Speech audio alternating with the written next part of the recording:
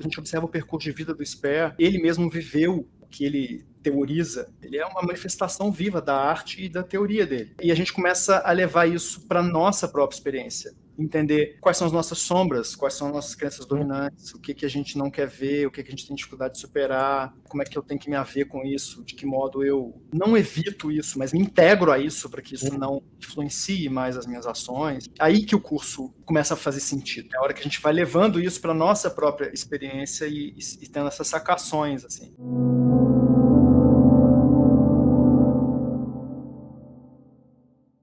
Sper nasceu ali em 1886, passa ali parte da infância vivendo numa região de Londres, e ele morava naquelas casas, antigas casas, mansões que foram reformuladas e transformadas em alojamentos, né? Ele vivia ali com várias outras famílias, né? A família dele com várias outras famílias, e de um lado da casa existia a igreja onde ele, né, ia à missa e era acoplada a uma escola protestante onde ele estudou. E ele tinha uma relação muito forte com o estudo da Bíblia e a figura de Cristo. O outro existia um mercado, que é como se fosse um mercadão de carnes, assim, onde ele via os animais sendo mortos. Então isso marcou muito a infância dele, essa dicotomia, né? A gente consegue nitidamente perceber como que aquelas imagens ficaram impressas ali no consciente dele e se transformaram de alguma maneira em conteúdo significativo. Quando a família resolve se mudar para uma outra região de Londres, é mais ou menos quando ele começa, ainda criança, ter contato com os primeiros textos ocultistas, ao mesmo tempo em que ele tinha um estudo profundo da Bíblia, e começa a desenvolver uma paixão pela arte. Então ele desenhava já desde muito cedo, e mais ou menos nessa época, lá pelos 8, 9 anos, é o que costuma se dizer de um contato que ele teria tido com uma senhora bruxa que o teria iniciado. Né? Existe muita discussão sobre isso, se ela existiu ou não existiu, e ela supostamente o teria iniciado, né, nos estudos ocultos, inclusive ensinado o Sper a ler cartas.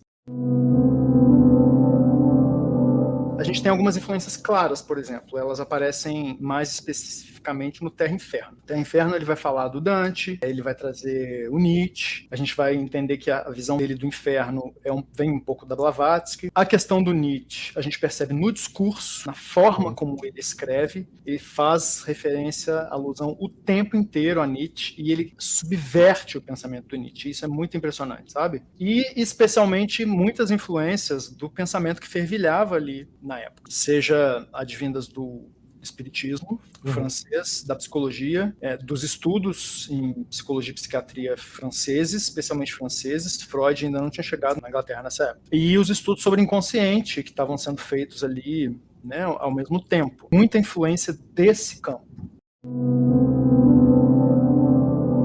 Grosso modo, a gente começa a estabelecer essa relação dizendo o seguinte, que nós somos todos nós, seres humanos, em sua totalidade, né? Um ser humano que tem corpo, cujo corpo é o instrumento de manifestação do nosso si mesmo, que serve como ponte para eu poder me relacionar com o mundo e satisfazer meus desejos e realizar a vontade, digamos, do meu si mesmo. Nós somos nós que nos relacionam com os outros, que brigamos, que gozamos, que nos irritamos, que matamos, que devastamos, que criamos, que temos uma mente e que temos estados de neurose, crises emocionais e estamos aí sujeitos a todas essas contradições e intempéries típicas da nossa vida na Terra, que na verdade é o inferno. Por isso que é Terra e Inferno. E Kia é a face divina, é o eterno, né? É aquilo que permeia todas as coisas e que se manifesta em todas as coisas, inclusive nos outros si mesmos.